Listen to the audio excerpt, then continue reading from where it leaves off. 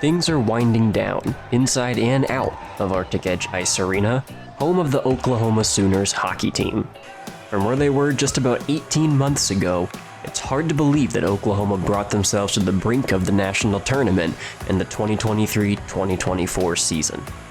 Through coaching changes, a massive turnover of the roster, and even the loss of their home ice, the Sooners have battled back not just to relevancy, but to being a threat week in and week out to win in the American College Hockey Association.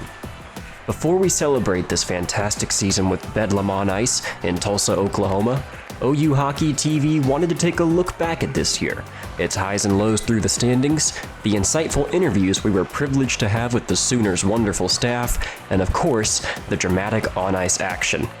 This year told a story of growth, about a team that believed in itself and its systems, all the way to holding its breath in February and coming oh so close to the ACHA's national tournament. So, relax and join us for a while, along with all your favorite Sooner players, as we bring you a spring special of Hockey Time in Oklahoma.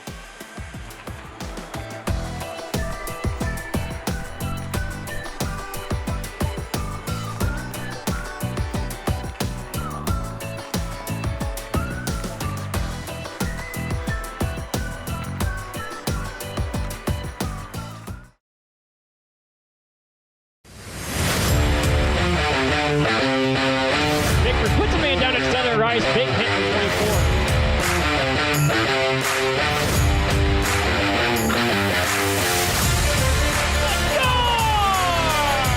He's got saved by Redmond. Rebound. He got that one too. And they come down the wing. Secret scores! Big shot save made by Culbertson Bond. Front shot saved by Redmond. He'll hang on.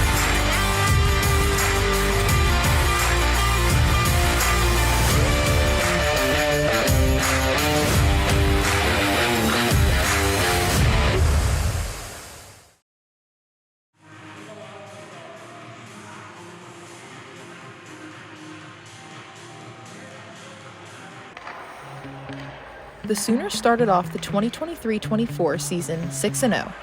This came as a shock to players, coaches, fans, and media alike. It wasn't because the team lacked talent, strong leadership, or a supportive fan base, but rather the fact that Sooner hockey only racked up 8 wins throughout the 2022-23 season. A year later, they had 3/4 of the previous season's wins in the first 6 games. Shot, score! Tristan Glass on a beauty of a pass by Nate Page. Score! Welcome back, Brendan Sinclair. Shot to Hicken on Hughes, and another one. Logan Sadler. Welcome, my friend. Oklahoma started off their season on the road with commanding wins over Waldorf University. Winning their first 2 games 4-3 and 5-0 respectively was enough to give this team a boost of confidence. Sophomore Will Blake shined at the home opener versus Arkansas with a hat trick night 1. All in all, we worked hard. When we had opportunities to score, we did score. You know, the results were there, and that's what we have to continue to do.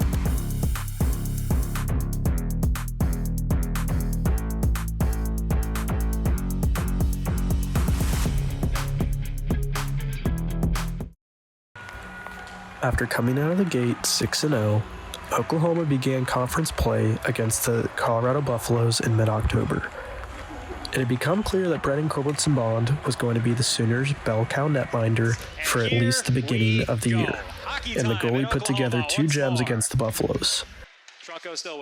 Culbertson Bond and Colorado netminder Matthew Server dueled it out both nights in Edmond, with the Buffaloes taking Game 1 after a late scramble in front led to the puck sneaking past BCB.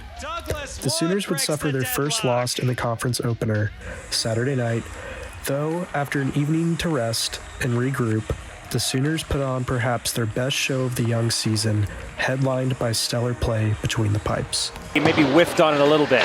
Starting to run out of gas as Culbertson Bond makes a nice blocker save. He walks in with a chance low. Shot is just wide. And that's how we finish this one off. It is the Sooners taking the final game of this series. Some more extracurriculars after the whistle as the linemen try to break it up. But as it stands, cover the wagons, ladies and gentlemen. Sooners are off to a 7-1 start in their ACHA season in 2023. Put that in your rankings, why don't you? After sitting down with BCB, I had a few questions to ask. Do you scout opposing shooters as a goalie? And does a good goalie on the other side of the ice make you want to win any more than another night? Here at Play With, obviously whenever we play UCO, Mikhailov has always been a player to watch after he humbled me my freshman year. Still remember the hat trick he scored on me in my first I-35 matchup. As for goalies, when you're playing another hot goalie, it definitely makes the game more competitive and turns more into a one-on-one duel throughout the game. The last two questions I asked the Sooner netminder were what opponents did he have a hard time with and were challenging, and what opponents were fun to play against. He said, "I always love playing against Boulder. They have some good guys over there and are usually our closest games." Hardest opponents for himself were probably Missouri State. He said those are always hard, especially when we go there. A few players that were pretty fun to play against were Colin Hogan on UCO regardless of the score. We had a good battle both weekends we played, and Tristan Meistis on CSU had the shootout winner in both times we lost to the Rams, so that one will carry with me till next season.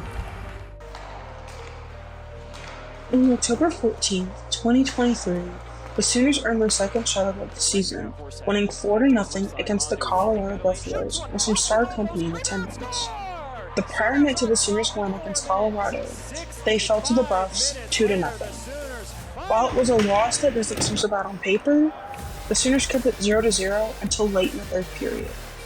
However, something changed in the locker room the following game. The Sooners came out hot. They scored 4 goals, and Brennan Culbertson Bond completely shut out the Buffs. BCP had 27 of 27 saves that night compared to his 31 of 33 saves the night before.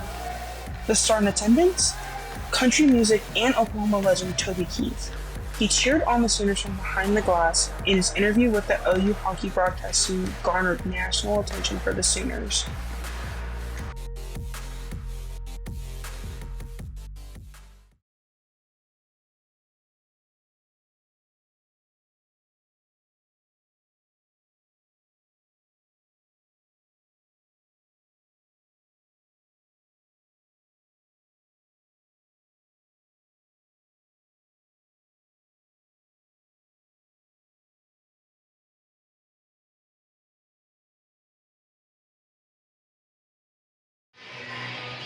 Welcome back, ladies and gentlemen, to Sooner Hockey on OU Hockey TV. My name is Ben Dacchio at ice level with Oklahoma legend, country music star, Toby Keith. Mr. Keith, thank you so much for joining us this evening. Thank you. Good to be here. What brought you out here to the game tonight? Well, my best friend has a daughter that's going to marry one of the hockey players, and Sadler. And I'm an old hockey fan. I love hockey. And so I came to the game not to support them. So how do you think the Sooners are doing so far this evening? This is an old school Big 8 matchup whenever these two schools lined up on the football field, but we're getting it on the ice. That's a pretty cool concept, don't you think? Cool. And to be in Oklahoma and see actual hockey, especially at the college level, is exciting too. But we're up 1-0. It's been a tough fight. Both teams been going at it pretty hard. What players have stuck out to you on OU so far this evening? I like the big defensemen. I like the size of our defensemen. I don't know all their names yet. It's my first game, but the goalie, our goalies played good. So I don't know all their names, but they're physical, and they've really fought hard. They just played down in the end I'm in, and we had a lot of shots on goal. Just didn't get anything in the net. We'll make a hockey fan out of you yet, sir. You'll learn. You'll learn those names in good time. I promise. Me and Caleb, we call so many of these games, we don't even need a spotting sheet. We're just that good. I don't know how an announcer can keep up with hockey. It's hard. But talking about kind of switching gears to OU football, they're also 6-0. OU hockey was 6-0 heading into last night. But Brent Venables has been running quite the show over at Gaylord Memorial so far this year. Yeah, and USC's getting hammered right now by Notre Dame. So I don't think there's any Sooner fans out there that are miserable about that. Brent has turned the program around. He's exactly what we needed to go to the SEC. He's recruited so many good top 100 defensive players, which the previous staff didn't do, and it's showing up on the field. Now, you talked about some of the OU defensemen here tonight. Mr. Castiglione, who was also here this evening, he said he'd like to see a few of them maybe line up at tight end for OU football. Do you think you could see that happening? Absolutely. There's some size. So, how did you start your journey as a hockey fan? Were you a OKC Blazers fan back in the day? You know, actually in junior high, I started trying to learn to skate, but real hockey players are born on skate. So I could skate, and I made a couple of junior hockey teams, but playing. But I couldn't skate backwards fast enough. So they put me in goal, and finally I just played football. I just did what I knew what to do. But hockey is underrated. Hockey is one of the greatest sports in the world, and I love hockey. And I tried to play it as a kid. It was just in Oklahoma you can't. I think we got one kid that ever was born here that made it to the NHL, but it's just we're not a hockey. We don't have the ice, and we're not grown up. We're not raised as kids to skate, and you have to be born on skates to be that good. Do you think there's room for Oklahoma with how big football is in the state? Do you think there's room for hockey to be a more mainstream sport? Oh, absolutely. If we brought an NHL team here, it would be bigger, I think, than the Thunder. I think Oklahoma City has always supported. We had a Central Hockey League when I was a kid, and I saw Dino Cicerelli, Mike Palmatier, Hall of Fame type players that came through and played when we were under Toronto or Minnesota North Stars, and we went to every game, and the old Myriad was packed every night. I have no doubt that if we had NHL in Oklahoma City that we'd be packed. Can't argue with that. You can't argue that. We're going to take a quick break. I'm Ben Dackey. This is Toby Keith. You're watching Sooner Hockey on OU Hockey TV. Boomer.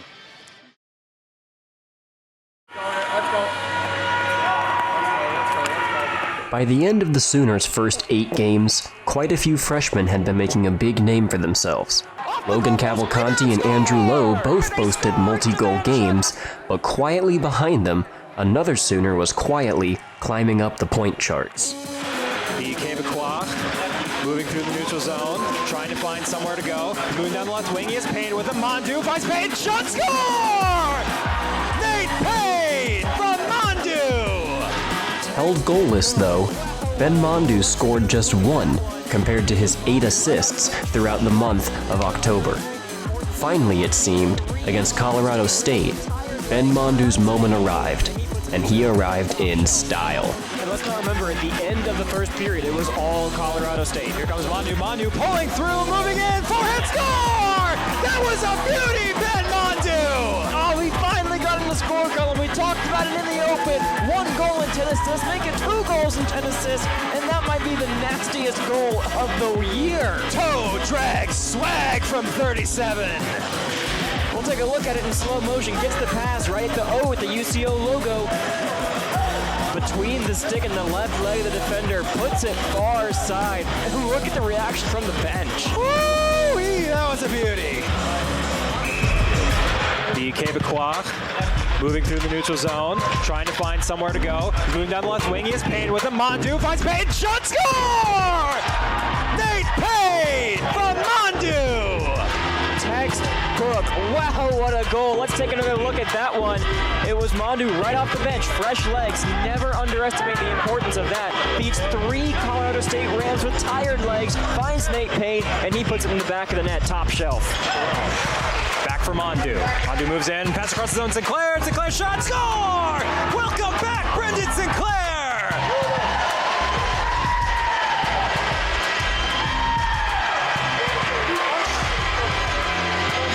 Like I said earlier, just look at the impact of Brendan Sinclair in his first game back to this team. He's already helped so much, an assist before on Davison's goal, and now 1 for himself. Behind the net, cut off by Payne. Good job there. Tristan Glass sets up for a shot. Blocked. Mondu on the rebound. His shot scores! St. Louis, Mr. Mondu! As the Quebecois says, meet me in St. Louis. The Sooners jump out to a 3-goal lead with 10 minutes to go. Will Blake down the right wing. He's got to step on Borlas. Here comes Will Blake to his forehand. Tries to pass and score! Will Blake with another one. 1, 2, 3, 4 on the weekend for number 3 in Crimson. Are you kidding me? Will Blake, a disgusting move. Hines was expecting to pass there for a cross-crease opportunity to pass it. However, Blake just opted to take it for himself and tucked it right back in the pad against the pad of Hines, which rebounded back into the goal. What a fantastic play. He continues the hot streak. A top 5 scorer in the country continues his reign of terror against the Razorbacks for his 4th. That's his face-off just held outside the defensive zone for Oklahoma's, won by the Sooners. Mondu takes a hit. Now the other way goes Tristan Davison on his forehand. Backhand, Tristan Davison scores! The freshman collects a 4th point on this weekend, and the Sooners jump out to a 2-goal lead with 10:16 left in the final frame. Poetic justice at its finest. Coach Arvanites said that the players dictate their ice time and that Tristan Davison has proven that he needs to be on the ice more. Blake off the draw, will dive in with speed. He's got the space, drives on his backhand, and did that go in there? And he scored! What a goal! What a backhand chance there for Will Blake, and Grealish had it in his glove but turned around and it crossed the line. Whistle was not blown yet. The Sooners are capitalizing here. With 6:50 left in the third, they have jumped out to a 4-3 lead. Hockey karma at its finest. Sooners get away with that one and they'll gain the zone onside. Here's low in from Mondu. Mondu backhander scores! What a play! And Ben Mondu has started the scoring.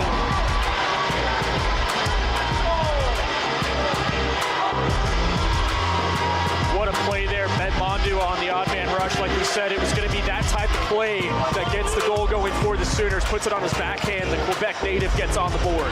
Still at even strength. Goes across for Sinclair. Backhand pass. What a score! Cavalcanti! What a goal! His second goal of the period. Incredible work by the freshman. I mean, just amazing what the Sooners are doing here right now. And surprisingly, all 3 of the goals this period have come off of the power play. Rams moving in early. Connor Horn keeping his man at bay. Sooners take over. And let's not remember, at the end of the first period, it was all Colorado State. Here comes Mondu. Mondu pulling through, moving in, forehand score! That was a beauty, Ben Mondu! Oh, he finally got in the score column. We talked about it in the open. 1 goal and 10 assists, make it 2 goals and 10 assists, and that might be the nastiest goal of the year. Toe drag swag from 37. We'll take a look at it in slow motion. Gets the pass right at the O with the UCO logo. Between the stick and the left leg of the defender. Puts it far side. And look at the reaction from the bench. Woo-wee, that was a beauty. Do it now, Glass. He'll walk in with Blake. Glass splits the defense, comes in, couldn't get a shot away. Now it does, and he goes, rebound is there. They score! Aaron Bass, in his first game as a Sooner, has taken the lead with 23.2 to go. How about that for the debut boy?